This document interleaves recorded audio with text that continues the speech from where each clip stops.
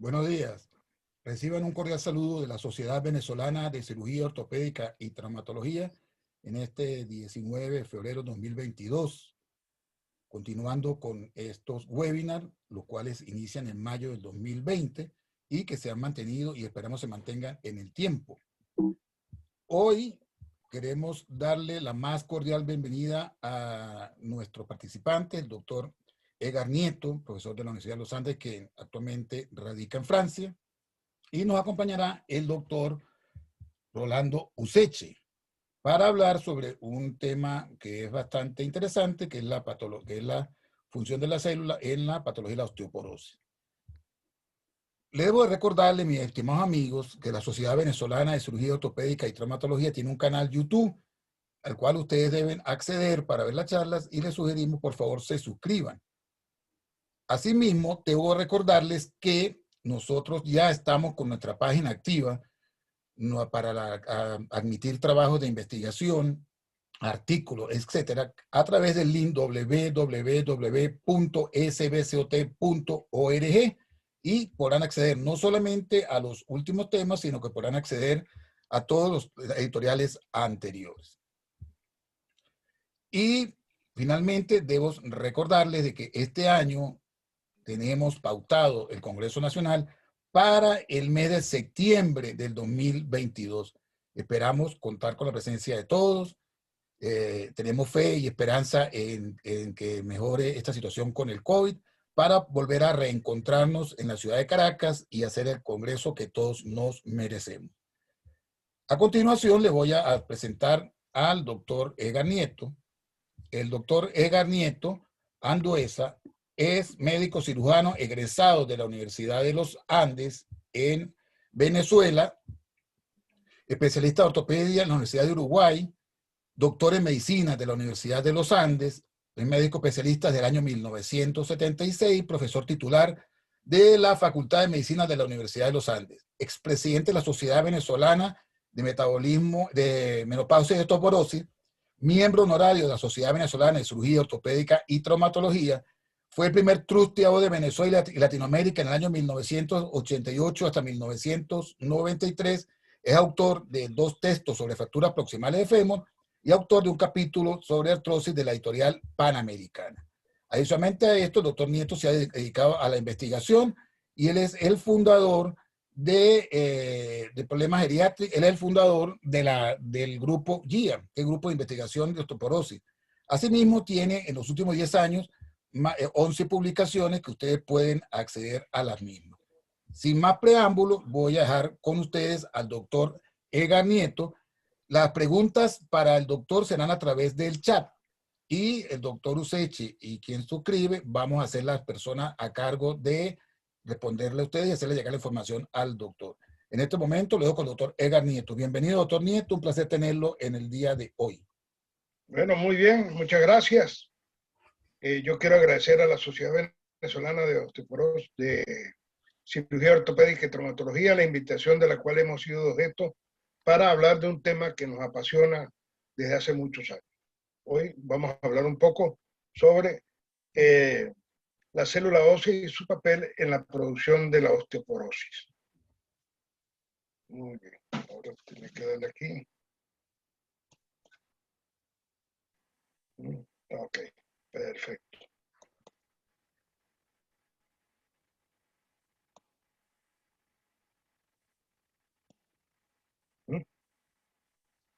Aquí, que me debe quedar aquí, perdón. Ok. Bueno, empezamos. Compartir pantalla, doctor. Sí, sí. Todavía no compartido. Compartir ¿Todavía no? el verde abajo. Ah, no. Aquí. Ahí. Ok. Los objetivos de esta presentación va a ser... No ha aparecido la pantalla todavía. Compartir pantalla. No ha aparecido. No se ve. No. Compartir pantalla. Yo puse compartir pantalla. Sí, pero no ha accedido. Así como Sí. hace rato. Compartir pantalla. Bueno, ya va. Viene ayuda.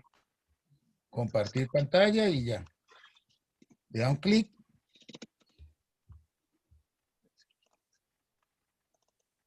Ok, ahí está iniciando ya, doctor. Sí, pero Ok, está adelantado, está adelantado. sí, sí. Bueno, Vamos a darle los dos anteriores. Ok, Perfecto, doctor. bueno. Bienvenido. Eh, bueno, como decía anteriormente, pues muchas gracias por la invitación para hablar de este tema que nos apasiona de hace más de 30 años, dedicados al estudio del hueso y sus partes, y por supuesto su papel en la osteoporosis. El objetivo de la presentación es revisar cómo la matriz y las células óseas hacen posible la función mecánica y biológica. Información para entender la mineralización de la matriz, el metabolismo óseo y la osteoporosis. Y entender que el hueso tiene funciones mecánicas, estabilidad y movilidad del sistema musculoesquelético y la protección de órganos vitales, especialmente el cráneo y la columna vertebral, y tiene funciones biológicas como la homeostasis mineral del calcio, fósforo, magnesio, ácido fosfórico, manganeso y elementos traza como el estroncio, hematopoiesis. Y el hueso tiene componentes fundamentales, especialmente 5% de células y 95% de matriz ósea. La parte ósea contiene entre el 50 y 70% de mineral, del 20 al 40% de una matriz orgánica, agua del 5 al 10% y menos del 3% de líquido. El mineral análogo a la hidroxiapatita proporciona la rigidez mecánica y la capacidad de soportar carga. La matriz orgánica es casi con exclusividad colágeno del tipo 1, el cual le proporciona elasticidad y flexibilidad. Este colágeno, por supuesto, es el que dirige el proceso de mineralización. Los lípidos controlan el flujo de iones y están envueltos en la mineralización, y el agua es fundamental para la nutrición.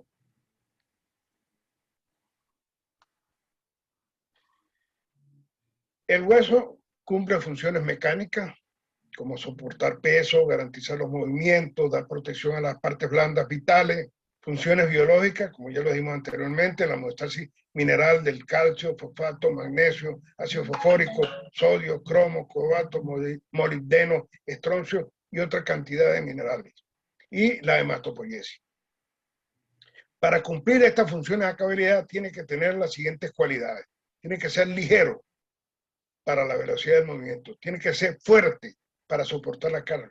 Tiene que ser rígido para resistir la inclinación bajo peso y mover el cuerpo contra la gravedad.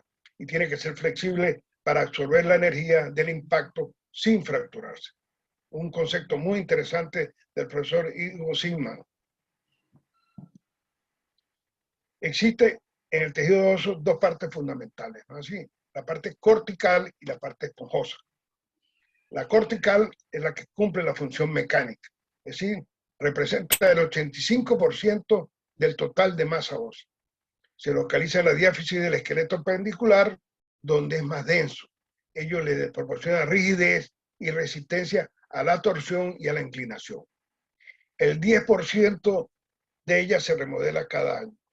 Hay una cuestión muy interesante que siempre decimos, la Sociedad de Ortopedia y Traumatología dará un premio al que sepa cuántas veces se me ha remodelado la cortical a mí.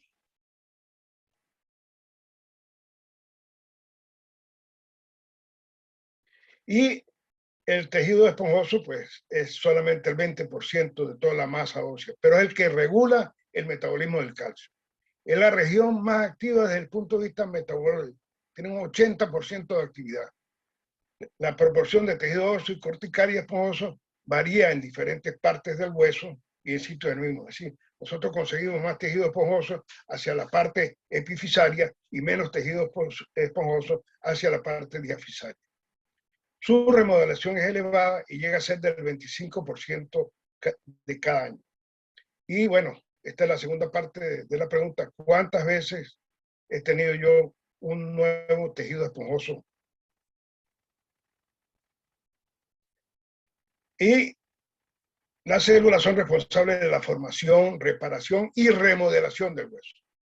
Y ellas responden, entre otras cosas, señales genéticas, hormonales y mecánicas. El hueso es un tejido dinámico y tiene modelaje y remodelación. El modelaje es el proceso mediante el cual en el niño y adolescente se cambia de tamaño, la geometría y la forma del hueso para adaptarse a la carga de toda la vida. Mientras que la remodelación es un proceso continuo que repara el daño del hueso, al reemplazar el hueso viejo por hueso nuevo. Así mantiene la integridad estructural del esqueleto y la homeostasis mineral. Tiene 5 fases, ¿sí? Activación, resorción, reversa y formación.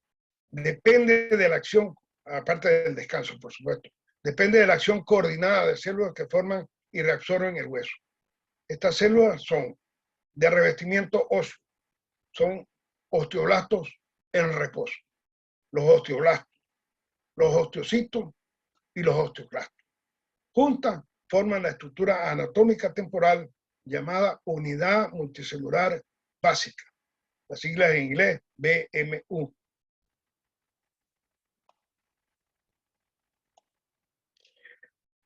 La resorción se inicia luego que las células de revestimiento óseo reciben información de los osteocitos.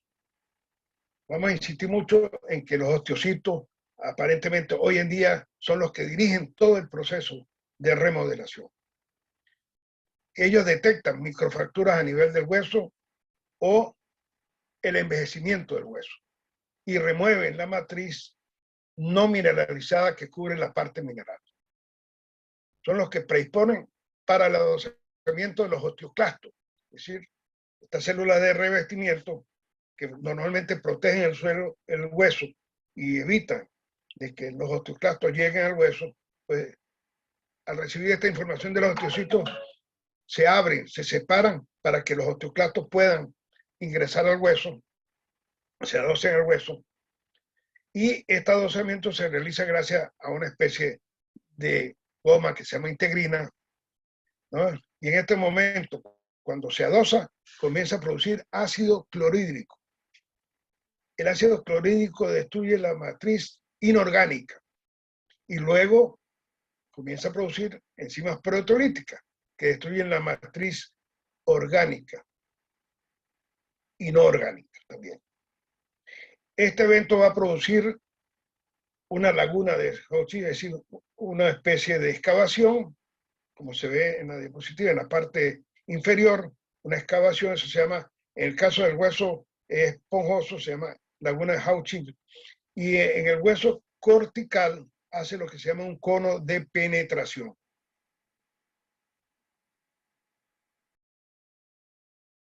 Aquí vemos, del lado izquierdo pueden ver ustedes lo que es un cono de penetración y del lado derecho ven lo que es una laguna de Hodgkin.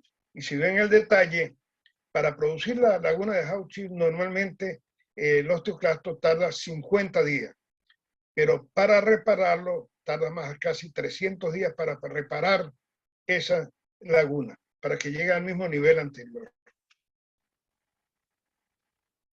La fase reversa ocurre con la apoptosis de los osteoclastos, entonces, la cual es promovida por el factor transformador del crecimiento beta, las siglas son esas, TGF-beta, y las hormonas sexuales. Células mononucleares específicas remuevan los restos de colágeno y depositan una delgada capa de proteoglicano que forma la línea cementada, esa que ven ahí, que se ve más oscura debajo de la célula, la cual va a dividir el hueso nuevo del hueso viejo. Es decir, ahí se empieza a rellenar, vamos a decir, esa laguna de Hodgkin. Al detenerse en la fase reversa, comienza la formación de tejido óseo por parte de los osteoblastos. Primero, una matriz no mineralizada, la que ven en la parte superior, bajo la influencia de diferentes genes. Una porción de ello queda embebido en una laguna dentro de este tejido mineralizado y se transforma en osteocito. Es decir, de alguna manera, el osteocito se forma a partir de este proceso. Queda ese osteoblasto, al formar hueso, hace que una célula se quede embebida dentro del hueso y eso es lo que se denomina osteocito. Y quedan comunicados entre sí por una red de procesos citoplasmáticos conocidos como canalículos. Todos los osteocitos generan la red de comunicación más elevada que tiene el organismo, mucho más que las venas, que las arterias, que el tejido linfático. Es inmensa la red de comunicación que tiene un osteocito con otro, y ese osteocito, como dijimos al comienzo, la posibilidad de comunicarse con las células superficiales, con los osteoblastos, con los preosteoblastos, es decir, tiene un sistema de comunicación muy, muy excelente. Y el resto de los osteoblastos regresan a células planas limitantes o van a la apoptosis. Aquí vemos este dibujo, como los tejidos, los osteoblastos están formando el tejido, primero el tejido osteoide, más abajo comienza todo el proceso de mineralización y a la parte más inferior está ya el hueso ya maduro. Y si se dan cuenta, ven la inmensa cantidad de canalículos que tienen los osteocitos. El detalle se ve muy bien en la imagen.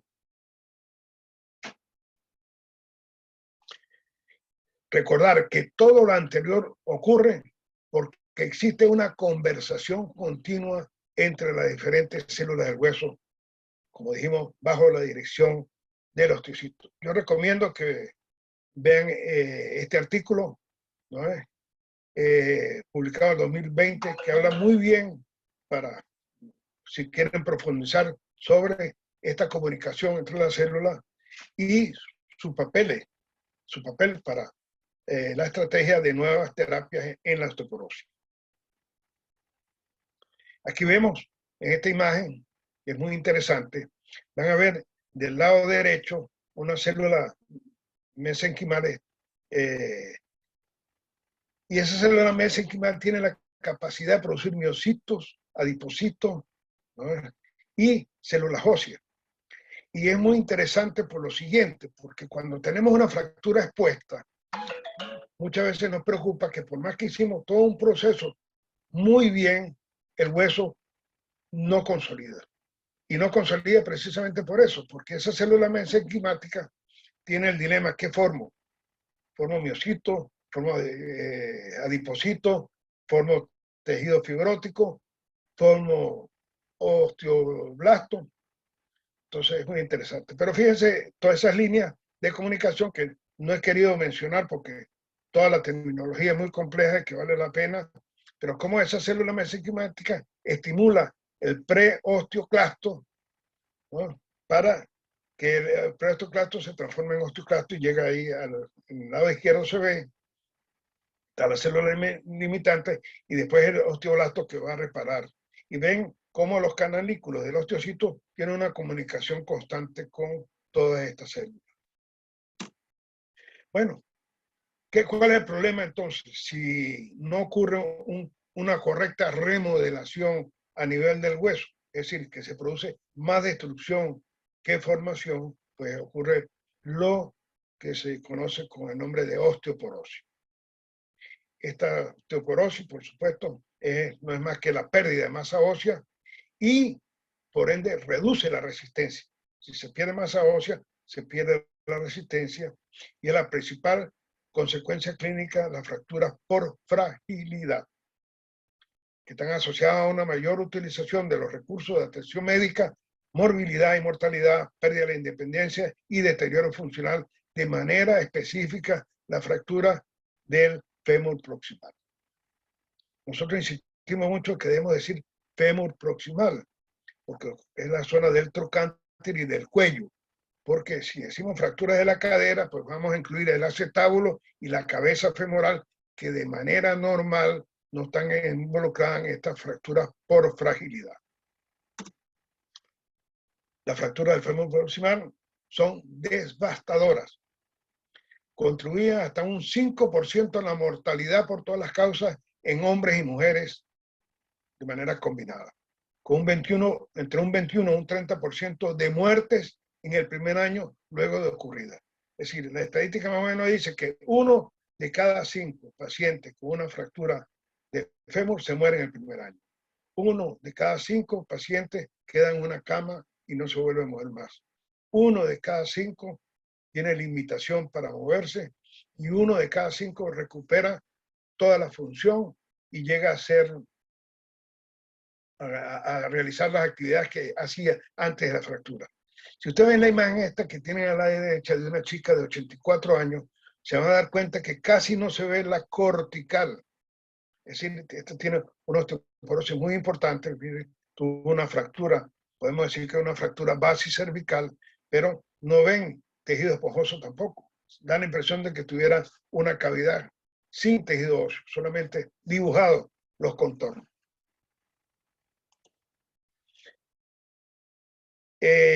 Hoy en día se acepta que la fractura por fragilidad es secundaria a la osteoporosis, es una realidad. Pero la medición de la densidad mineral ósea hoy, por la absorciometría de rayos X de energía dual, es decir, DEXA, puede diagnosticar con precisión la osteoporosis antes de que ocurra la fractura. Es decir, es un procedimiento que ya está oficialmente recomendado por la Organización Mundial de la Salud. Y es importante recalcar que tiene que ser este tipo, la absorciometría de rayos X por energía dual, DEXA. Es lo único que está aceptado por la Organización Mundial de la Salud. Ningún otro procedimiento está aceptado por la Organización Mundial de la Salud y vale la pena recalcar que si ustedes revisan artículos van a conseguir muchos otros métodos, pero son extremadamente costosos. Y al final de cuentas, pues terminan en lo mismo diciendo de que hay un proceso de fragilidad ósea y que es importante, ¿no? Es importante para prevenir la fractura. Siempre insistimos con los endocrinólogos, con los ginecólogos, que a su chica en los primeros 5 años después de la menopausia hay que hacerle obligatoriamente una densitometría ósea para ver cómo están sus huesos. Si está bien, no hay ningún problema, se lo vuelve a repetir cada 5 años. Si no está bien, se le debe repetir al año para ver cómo está la pérdida de masa ósea entre uno y empezar terapia para prevenir la fractura.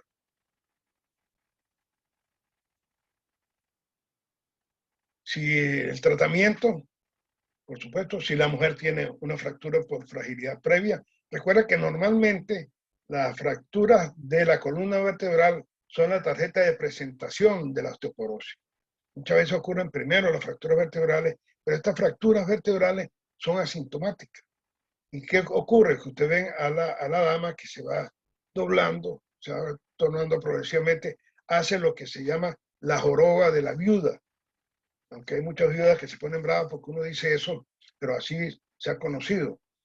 Él es muy importante, entonces está previendo eso. Si vemos que la dama le dice a su ginecólogo que está perdiendo altura y le está apareciendo la joroba, obligatoriamente ese mismo día le tiene que hacer una densitometría y determinar cuál es su pérdida de masa ósea.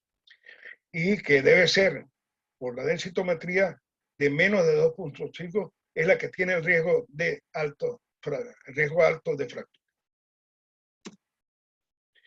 Por supuesto, en el mercado hay variedad de opciones farmacológicas disponibles que el médico, por supuesto, tiene que sopesar los beneficios y los riesgos, ¿no? En el país solamente existen los agentes antirresortivos, nada más, según me informan. Ustedes ven, perdón, les voy a mostrar en la fotografía del lado derecho, lo que está señalado con la flecha, son las microfracturas que son diagnosticadas por las células que ustedes ven ahí, que son los osteocitos. ¿Lo ven? Es una imagen muy bella de esta microfractura. En el país, no, según me dijeron, no se consiguen medicamentos anabólicos. Y los todos los antirresortivos son los ifosfonatos, alendronato, risedronato, ivandronato, isoladerenato y también el denosumab. En el país hoy en día no se consigue soledronato ni denosumab. Ellos aumentan la densidad mineral ósea y reducen el riesgo de fractura al inhibir la resorción ósea mediada por los osteoclastos. Ustedes ven en la imagen que les mostraba anteriormente cómo se produce la laguna de Hauchip y cómo se reparan en aproximadamente 150 días la laguna de Hauchip para llegar a la misma altura previa, es decir, en el lado derecho del gráfico 60 y se llega en 150 días 60. Tarda 50 días en producirla y 150 en repararla. Pero si ven de abajo, ven que no alcanza la misma altura previa. Eso es lo que va disminuyendo entonces el tamaño de las trabéculas y es lo que va a producir la fractura. La medicación entonces va a detener ese proceso de resorción ósea y verdaderamente le ofrece muchas alternativas. Tuvimos oportunidad de hacer un trabajo también que está publicado sobre el ácido zoledrónico, 5 miligramos, y al año tuvimos un incremento en la densidad mineral ósea, un porcentaje importante de los pacientes, pero sobre todo lo que más nos llamó la atención es que los pacientes mayores de 80 años daban la impresión de que no respondían al medicamento, pero no empeoraba. Es decir, y al final de cuentas llegamos a la conclusión de que el hecho de no empeorar significaba que la medicación le ofrecía verdaderamente buenos resultados. Y es muy importante, entonces, si tenemos los medicamentos, pues o los utilizamos, o si tenemos un paciente que tuvo una fractura por osteoporosis, obligatoriamente lo tenemos que mandar a hacer una densitometría ósea y referirlo a la persona que se encarga de tratarla. Recuerden, una frase del mismo Igor Seyman dice que es falta de ética saber que alguien tiene osteoporosis y no indicarle tratamiento. Bueno, aquí están, no voy a insistir mucho, pero como los medicamentos anabólicos, la mayoría los tenemos nosotros mismos. Es decir, tenemos nosotros calcitonina, tenemos estrógeno, tenemos andrógeno, tenemos PTH, tenemos hormonas de crecimiento. Es decir, la cantidad y la capacidad entonces nosotros mismos de producir la parte anabólica, pero como decimos, pues con el tiempo se va perdiendo toda esa capacidad y ya el organismo deja de disminuir muchas cosas sobre la hormona vitamina D o la PTH. Y sirve para estimular la formación de huesos y, por supuesto, aumenta la densidad mineral ósea y mejora la arquitectura esquelética. Como decía anteriormente, pues no, de esto no se habla, no existe en el país. Bueno, aquí en un resumen, si no hay medicación, pues de alguna manera se produce la activación de los osteoclastos para producir la destrucción, pero con la medicación pues se detiene la comunicación que hay entre las células y los preosteoclastos y se produce la apoptosis de los osteoclastos. Muy bien, muchas gracias por esta oportunidad para hablar y esperamos que si podemos responder las preguntas de ustedes estarían muy agradecidos. Hasta la próxima.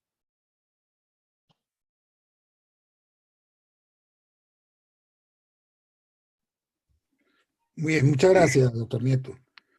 Doctor Usechi, le doy la cordial bienvenida al doctor Orlando Usechi, que es el coordinador de fracturas de la Sociedad Venezolana de Cirugía Ortopédica y Traumatología. Doctor Usechi, para contestar las preguntas de nuestros oyentes. Sí. Bueno, buenos días a todos. Gracias por haber conectado para oír la charla de nuestro profesor, el doctor Edgar Nieto, sobre osteoporosis, persona que ha trabajado mucho en este campo y, bueno, conocedor bastante de esta patología. Doctor, las preguntas, una de las primeras preguntas que nos hicieron es qué hay de nuevo en cuanto al osteoblasto y al osteoclasto. ¿Hay alguna nueva forma o actuación de estas células que inducen en la osteoporosis? Esa es una de las preguntas.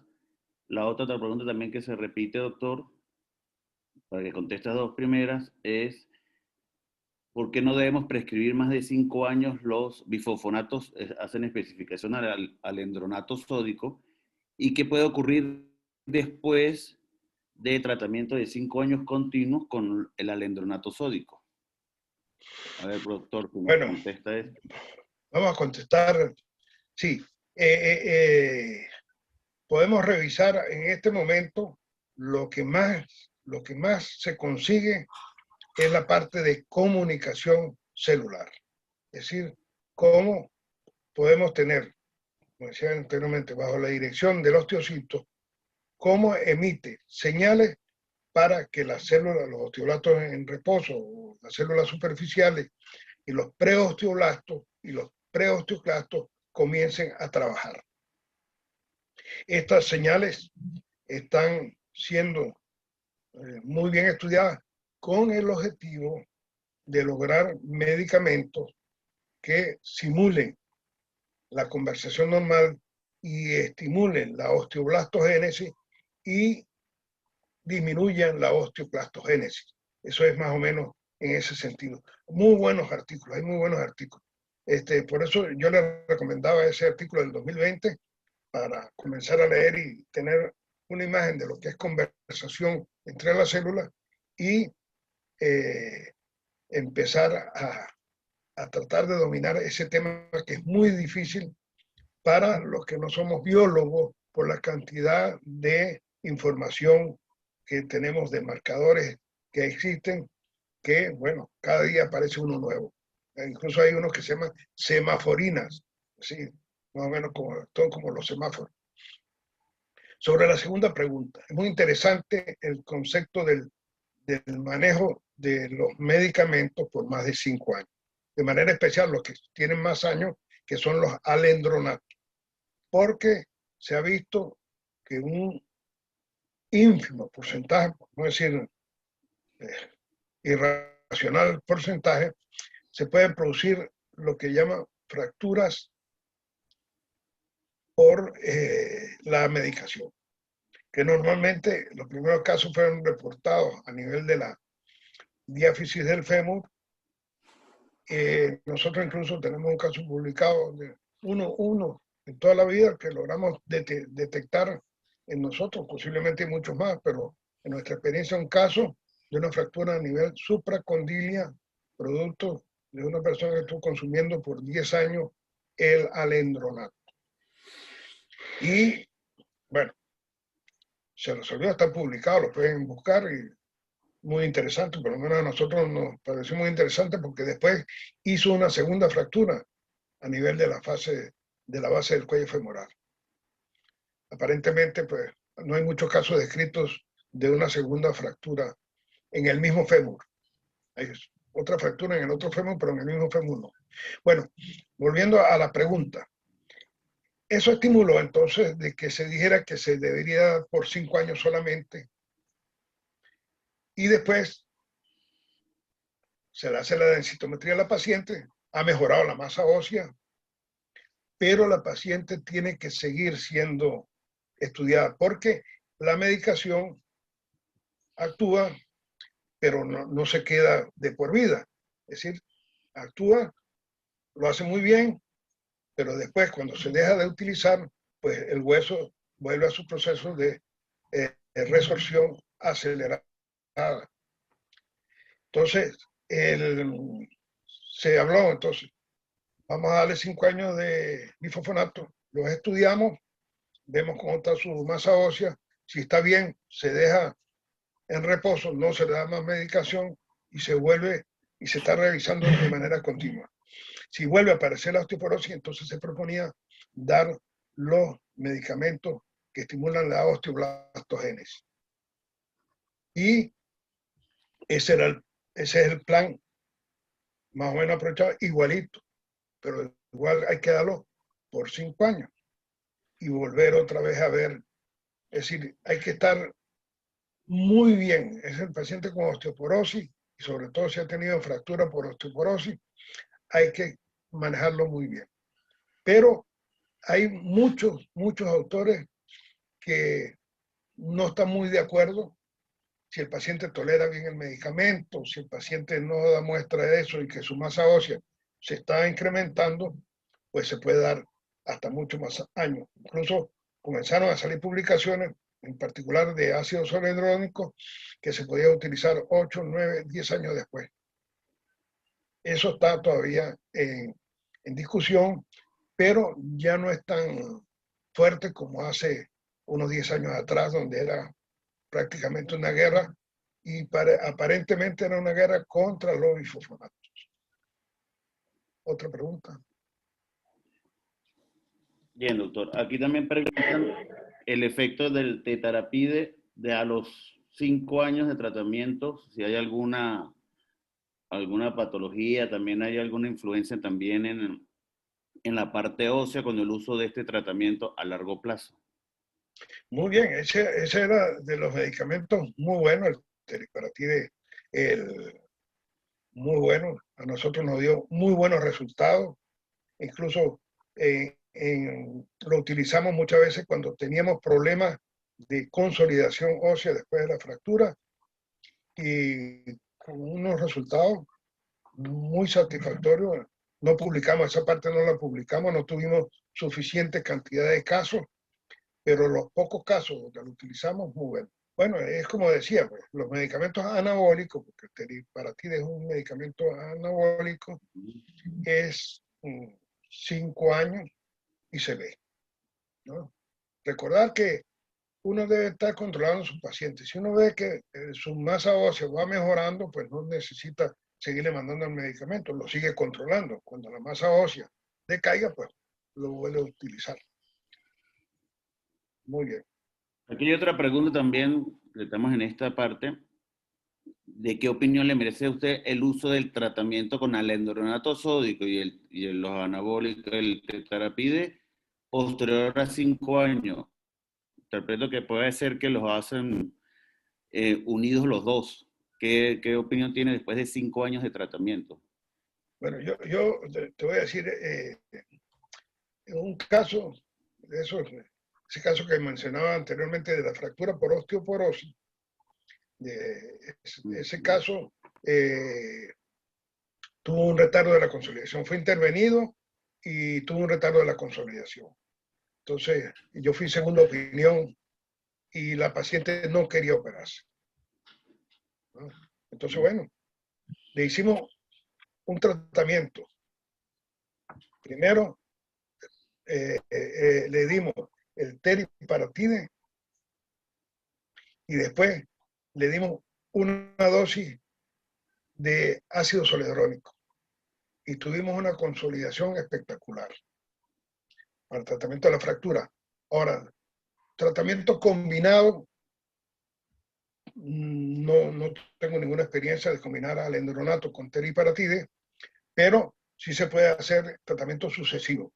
Es decir, paciente que estaba tratando con alendronato, 5 años, se puede cambiar para teriparatide. Pero como decía anteriormente, pues tengo entendido que no se consigue en Venezuela, que hay que mandarlo a comprar en el exterior, o no sé si ahora en estas farmacias inmensas que hay en Caracas y en Valencia, se puede conseguir, no tengo idea, sinceramente no tengo idea. Doctor, otra pregunta es, ¿qué opinión le merece a usted la comparación en el tratamiento de la osteoporosis entre los bifosfonatos y los suplementos hormonales? Es una muy buena pregunta. Yo siempre he sido partidario de que a la dama en su posmenopausia se le debe seguir dando hormonas. Lamentablemente hubo una época, hubo una guerra con un artículo no científico, ¿sabes? Publicado en una revista no científica que decía que era un médico que decía que los estrógenos eran muy malos para la mujer porque le producían cáncer de seno. Eso, como dicen, las verdades a medias. Pues es verdad. Muchos de los cánceres de seno, o los cánceres de seno, su principal alimento son los estrógenos. Pero no, el estrógeno no produce cáncer de seno. Eso hay que aclararlo muy bien. No se produce cáncer de seno por los estrógenos. El cáncer de seno se nutre muy bien con los estrógenos, pero no lo produce. El cáncer de seno es un fundamento genético. Solamente tiene un gen productor del cáncer de seno. Entonces, nosotros somos partidarios de que la dama, después de la menopausia debe seguir recibiendo terapia hormonal sustitutiva. Y eso es lo más fisiológico, entre comillas, mucho más que la utilización del endronato, risedronato, cualquier medicación para la osteoporosis. Y los resultados a largo plazo son muy buenos. Incluso ahora podemos ver las mejores estadísticas que vemos, revisamos todos los artículos y las mejores estadísticas son de los chinos, porque hay chinos por cantidades. Entonces ellos hacen muy buenos trabajos con una población de 10.000, una población normal. Mientras que tú para conseguir 100 pacientes tienes que sudar mucho. Bueno, ellos hacen una publicación rapidito con 10.000 o más pacientes, ¿no? Entonces ellos tienen muy buenas publicaciones sobre la utilización de esteroides sexuales y ahora las nuevas modalidades que son todavía mejores, porque aparte de que los esteroides sexuales mejoran los calorones en la mujer y toda una serie de cosas, pues los nuevos medicamentos tienen menos riesgos secundarios.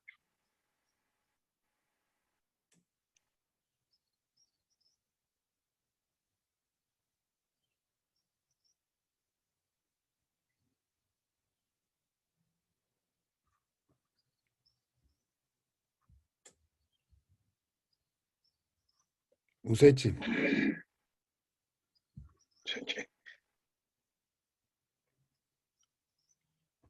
Y con el uso del granulato de estroncio, doctor, ¿alguna opinión?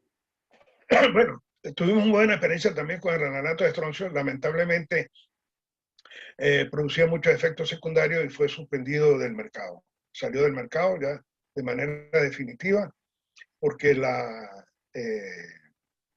Organización de Medicación Europea pues lo suspendió de manera definitiva. Es más, eso originó incluso la predisposición a que la compañía prácticamente desapareciera.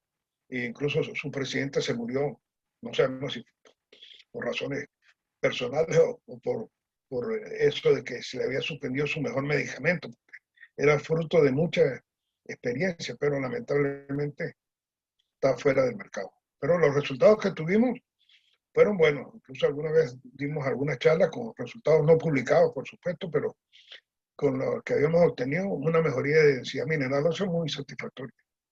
Doctor, con respecto a la fractura por el endronato, que yo anteriormente pues no se veía mucho, pero yo pienso que a raíz del uso o abuso del uso del endronato, pues cada día hemos visto más pacientes con fracturas a nivel subtrocantérico, sobre todo en pacientes que tienen una larga data de tratamiento.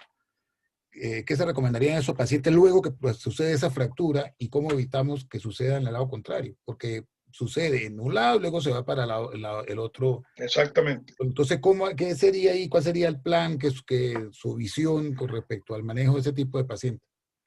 Bueno, sí, una vez resuelta la fractura, que es lo más importante en primer lugar, por supuesto, al paciente no se le debe dar más bifosfonato, cambiarlo. Entonces, ya lamentablemente hay que cambiarlo por un anabólico y comenzar a utilizar el teriparatide. Ha dado buenos resultados en estos casos. Es de los que más se consiguen. Hay muchos más ahora, pero por lo menos ese es de los que más ha dado resultados y que nosotros alguna vez pues lo tuvimos a disposición en Venezuela. Ahora la Sociedad Venezolana de Menopausia y Osteoporosis ha hecho lobbying a ver si lo vuelven a traer otra vez de nuevo al país para que sea la alternativa al tratamiento de los bifosfonatos. Por favor, alguna pregunta la pueden hacer a través del chat. Una pregunta. ¿Me oye? Sí, dale, usted. Sí, oye, entonces.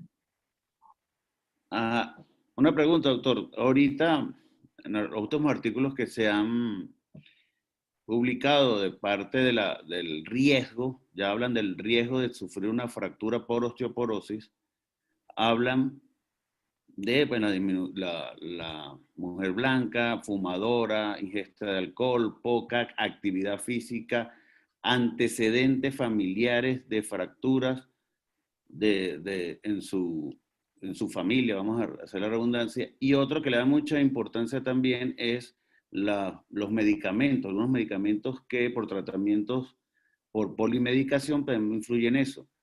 A su parecer, ¿cuáles son los factores de riesgo que hay que tomar más en cuenta para una posible fractura por osteoporosis? Pero eso que tú dijiste es muy interesante porque ya viene de análisis estadístico y dice que las mujeres pequeñas, delgadas, sobre todo pelirrojas, pecosas, ¿no es?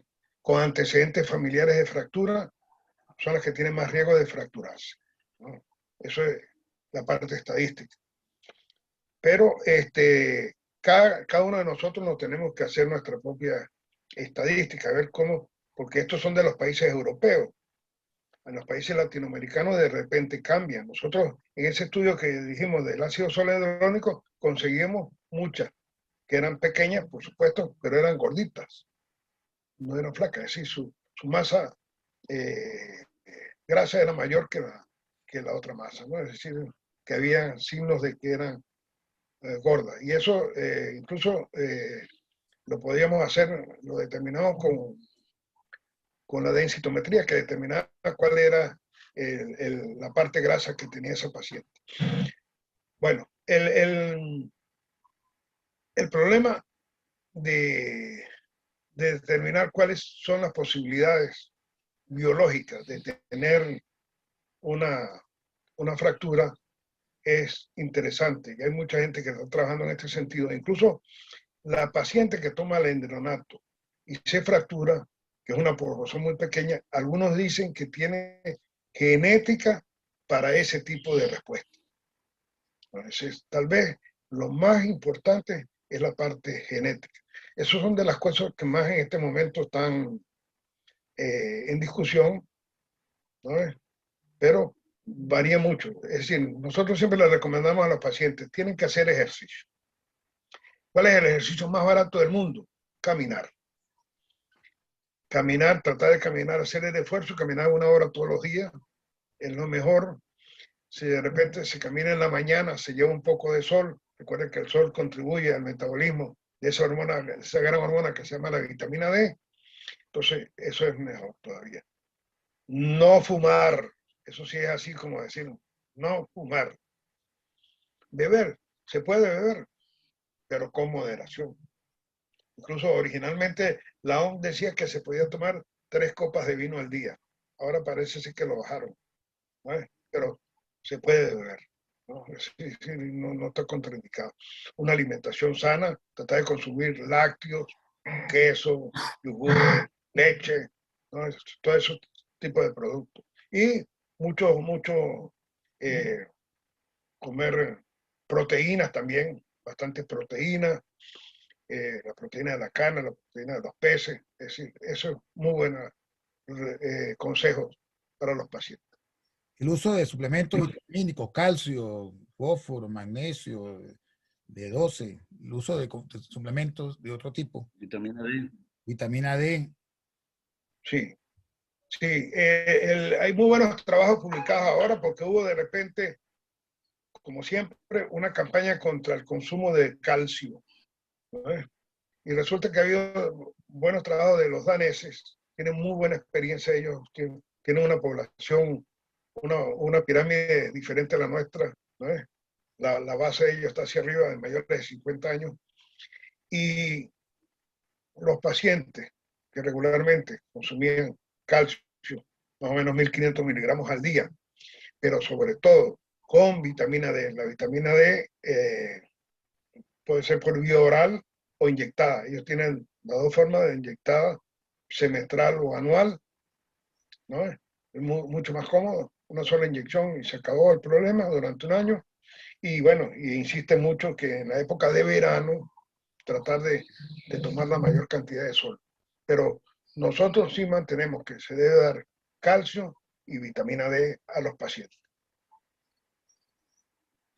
Doctor, una pregunta aquí en el sentido, el papel de la tomografía computarizada con contraste para detectar microfracturas. Muy buena, excelente. Yo digo que tal vez es lo mejor, se llama microtomografía, se llama así microtomografía periférica cuantificada. Es extraordinaria, ¿no? Pero solamente comprar el tomógrafo, se va todo el dinero del mundo. Y después el costo para un paciente para hacerse una tomografía periférica cuantificada, pues es también elevado. Quiere decir que no es un procedimiento de rutina, es un procedimiento que se usa para investigación y verdaderamente espectacular. Es decir, si a uno le ponen en la balanza, ¿qué se hace? ¿Una densitometría o una tomografía periférica cuantificada? Pues me hago una tomografía periférica cuantificada. Pero lo que tengo que pagar, que aquí particularmente en Francia, yo no pago por hacer una densitometría porque forma parte de los planes de la seguridad social, una tomografía periférica cuantificada puede salir 3.000 a 4.000 euros. ¿Qué es así, doctor? Doctor, aquí dice unas palabras acerca de las herramientas FRAC y TBC en el pronóstico de riesgo de fractura, la decisión de la conducta terapéutica y seguimiento del paciente en relación al tratamiento indicado. Bueno, ahorita la Organización Mundial de la Salud recomienda seguir todo lo del FRAX, que tenía parte de eso que tú me hiciste la pregunta sobre la persona, la edad, antecedente de fractura, a qué edad se le quitó la regla, toda esa serie de cosas, y la densitometría ósea. Y en Venezuela se comenzó a hacer, no lo he visto publicado, pero hay un grupo que estaba trabajando en hacer el FRAX para Venezuela. Y eso me parece muy bien, pues que no nos copiemos del FRAX inglés, que fueron los creadores del FRAX, para transportarlo a Venezuela, porque no tenemos los mismos resultados. Pero no sé realmente qué pasó con ese estudio, pero vale la pena, si tenemos intención de hacer nuestro grupo de investigación de osteoporosis, pues igualito. Eso está muy bien escrito en el FRAX. Ya la OMS lo tiene, lo pueden entrar ahí, FRAX-OMS, y consiguen la ficha que hay que llenarle a cada paciente, la densitometría, tanto a nivel de columna como de fémur proximal, los resultados que tuvieron, y bueno, esa es la base, y cada año que se vaya a hacer una densitometría, pues lo único que habrá que agregarle, bueno, ¿qué le pasó? ¿Dejó de fumar? ¿No se está bebiendo más una botella de whisky todos los días? Toda esa serie de preguntas. Y insistir en que si está recibiendo terapia, ponerle paciente tratado con tal medicamento y la mejoría es tal, es igual, o no ha habido incremento en la masa ósea. Hay pacientes que no son respondedores. Hay un porcentaje bastante alto, casi un 20%, que no son respondedores a la medicación. Doctor Nieto, el doctor Pastor Galicia nos informa que el FRAX para Venezuela ya está disponible desde hace unos 3 años atrás. Ah, bueno, bien, ¿no? Nos encanta mucho. Un saludo para el doctor Galicia, que es miembro ahora de la Sociedad Venezolana de Osteoporosis y Menopausia. Es un individuo muy entrenado. Como digo, no tuve la oportunidad de ver dónde fue publicado, pero bueno, si ya está, entonces deben insistir con el doctor Galicia a través de la Sociedad Venezolana de Menopausia y Osteoporosis para conseguir cuáles son lo que ellos tienen como FRAC para Venezuela.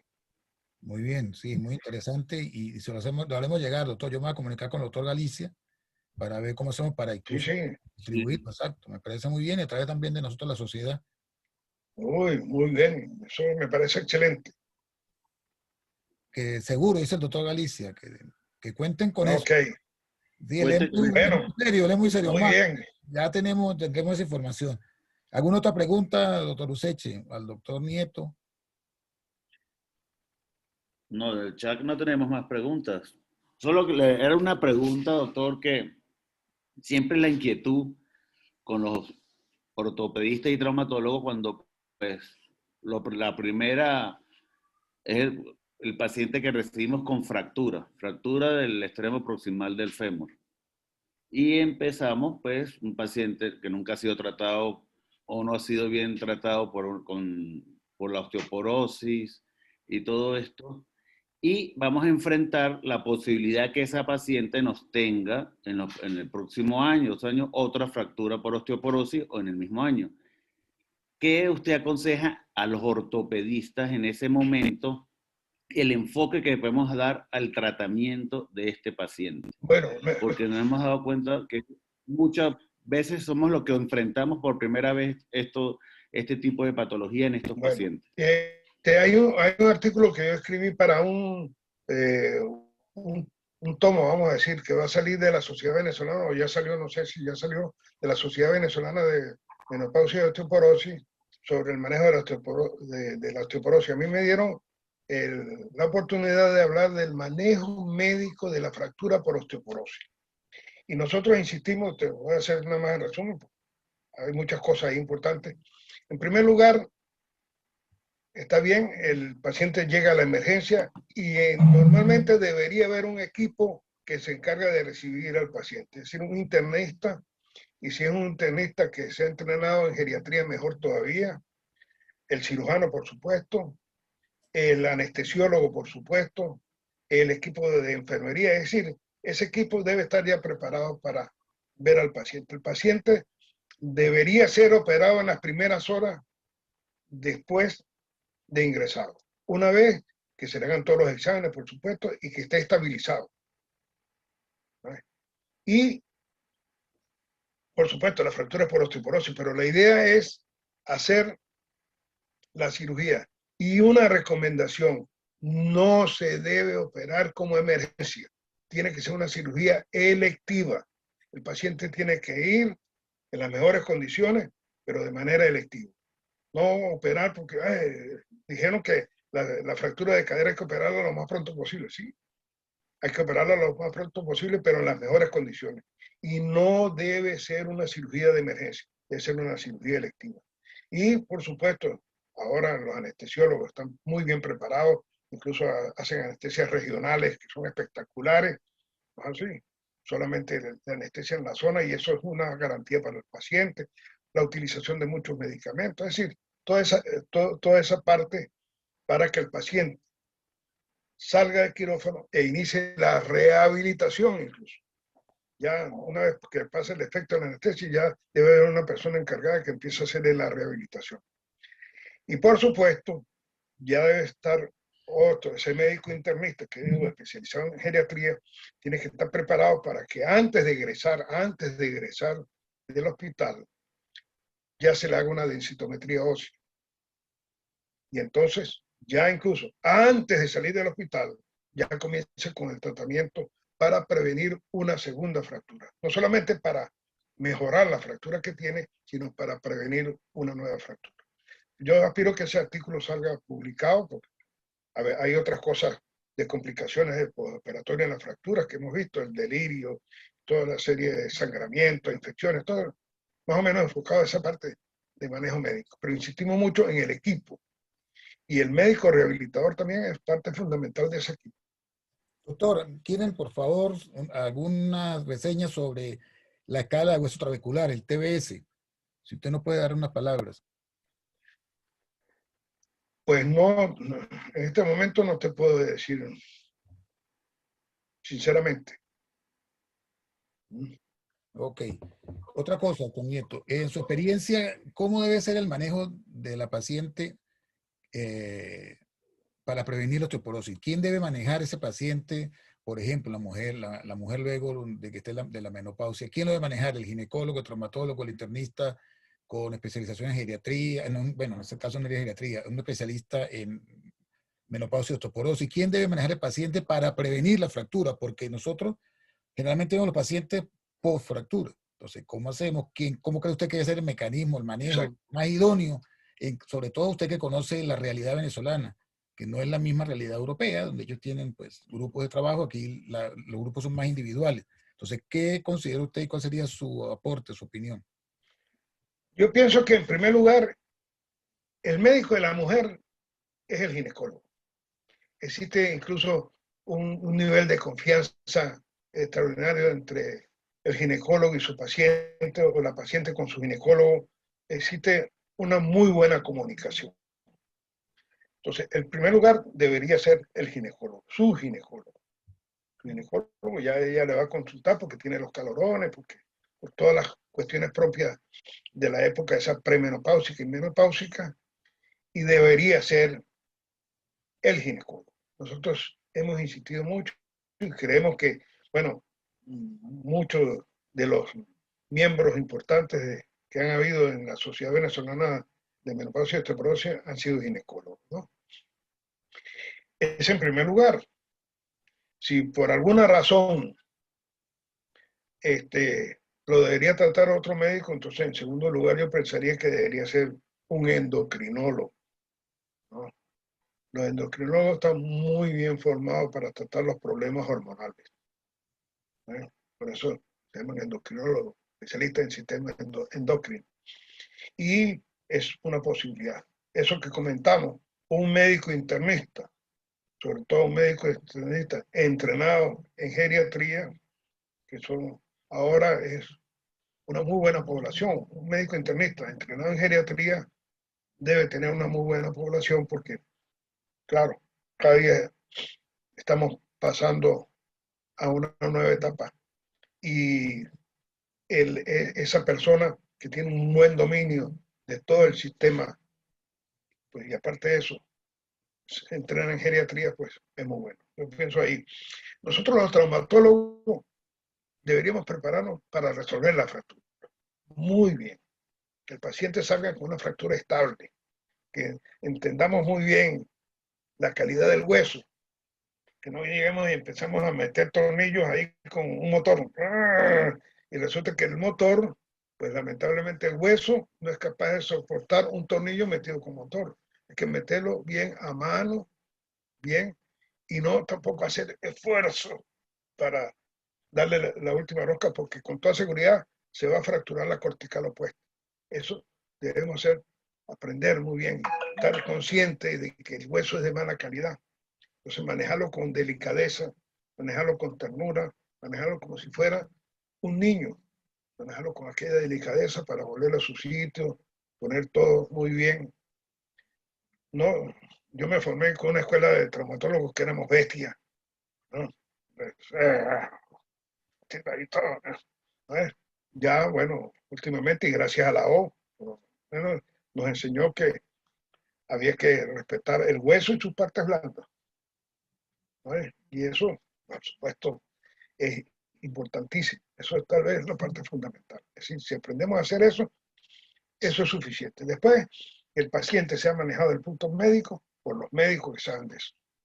Muy bien, doctor, no, hay una cosa, el doctor Galicia colocó el link para Frax Venezuela para que ustedes lo puedan copiar. Ahí está el link para Frax Okay. Venezuela. Y le mando un saludo de Sobemo a usted y a todos los participantes. Una pregunta, doctor, en el caso del hombre, ¿cuándo nosotros debemos tratar al paciente masculino? ¿O no se trata? ¿O se espera que se fracture? ¿O cómo sería, cuál sería su opinión con respecto al hombre? Al paciente Bueno, tú masculino. sabes que en el hombre es igual que la mujer, ¿no? Hay, el problema es el estrógeno.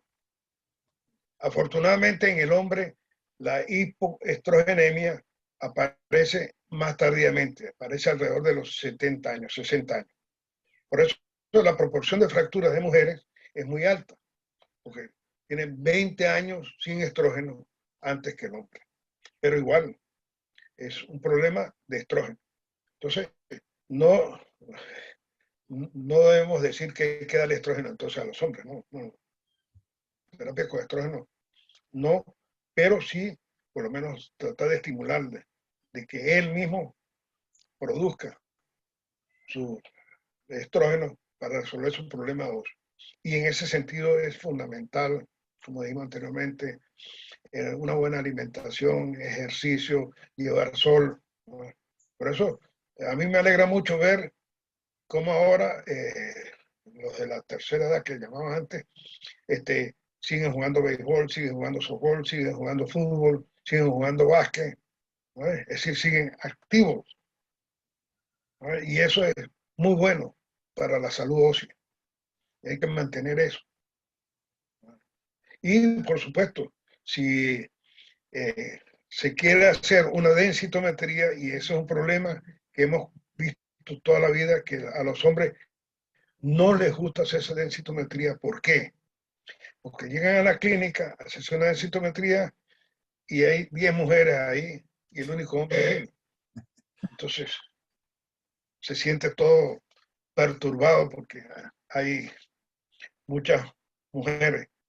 En algunos sitios es muy bueno porque es un sitio único, hacen todas las radiografías, ecografías, hacen la densitometría, entonces no se nota mucho. Y cuando llaman, no dicen, el paciente de la densitometría, no, sino llaman Edgar Nieto. Le pone una bata rosada, el paciente de la citometría, se la pone una bata. Sí, exactamente. Muy bien, doctor Nieto. Pero, doctor Nieto, Diga doctor usted. Nieto, Dígame. gracias por la conferencia, gracias por permitirnos oírlo y muy contento de verlo siempre activo en la parte de osteoporosis, que fue como su principal meta al final de su carrera, de por eso investigar a fondo la parte del hueso. Sí, muchas gracias, doctor. Y me despido porque, como dice usted, estamos para la tercera edad, vamos a ir a jugar básquet. ¿Yo? El doctor Cárdenas también, pero antes. ¿Yo? Muchas gracias, de verdad. Yo me siento muy agradecido. Yo me siento muy agradecido. Yo me siento más agradecido que ustedes por esta oportunidad de No, muy contento de tenerlo, muy contento. De lo gracias, que hemos gracias. estado trabajando por más de 30 años, imagínate. Cuando fundamos el grupo de investigación del metabolismo óseo en Mérida, el famoso GIMO. Así mismo es, doctor. Usted ha sido pionero en muchas áreas, como fue el primer trustiago que tuvo Venezuela y Latinoamérica. Ha sido primero en muchas áreas, tratamiento del paciente con problemas de metabolismo óseo. Y nos sentimos muy orgullosos que haya sido nuestro profesor, de habernos conocido y de seguir participando, aunque sea a distancia. Usted por allá en los Alpes suizos con Heidi, nosotros aquí en el sol tropical. Pero bien, doctor, bien. Muy agradecido, muy contento de su presencia, una charla que nutre mucho, que es lo que tenemos que hacer nosotros, esa discusión y las dudas que se presentan. Tratar de resolverlas, ese es el principio de la sociedad venezolana, llevar la información hasta cualquier rincón de Venezuela. Le informo, doctor, que somos vistos no solamente en Venezuela, tenemos también audiencia a nivel de Latinoamérica, de España, que nos siguen regularmente en estas actividades. El problema es que a veces se nos caen, me informaban por aquí, por el teléfono, que en algunos sitios se va la luz. Si se va la luz no hay internet, entonces eso nos afecta un poco la presentación. Sí. Una palabra, Sí, sí. Ya para finalizar y agradecer también a nuestros patrocinantes, que siempre, gracias a ellos estamos nosotros conectados todos los sábados. Bueno, yo he visto con mucha alegría ver los patrocinantes de la sociedad y verdaderamente eso a uno lo alegra de ver que hay apoyo, por lo menos para que siga funcionando en la parte educativa en la Sociedad Venezolana de Cirugía Ortopédica y Traumatología. Y bueno, repito, un agradecimiento desde aquí, de los Pirineos Atlánticos, que es donde estamos viviendo, y cualquier otra oportunidad para hablar de algún tema, pues estamos completamente a la orden. Muchas gracias. Gracias, Tony. Un saludo a todos los amigos que están conectados hasta esta hora. Agradecido por su presencia y les estaremos informando nuestras próximas actividades. Recuérdense entrar al link de nosotros, para que puedan ingresar a todos los webinars en el canal YouTube SBCOT y en nuestra revista www.sbot.org. Envíen sus artículos, serán revisados y esperamos poderlos tener participando en los mismos. Nos veremos en Caracas, si Dios quiere, jóvenes. Bueno, feliz día, doctor. Hasta luego.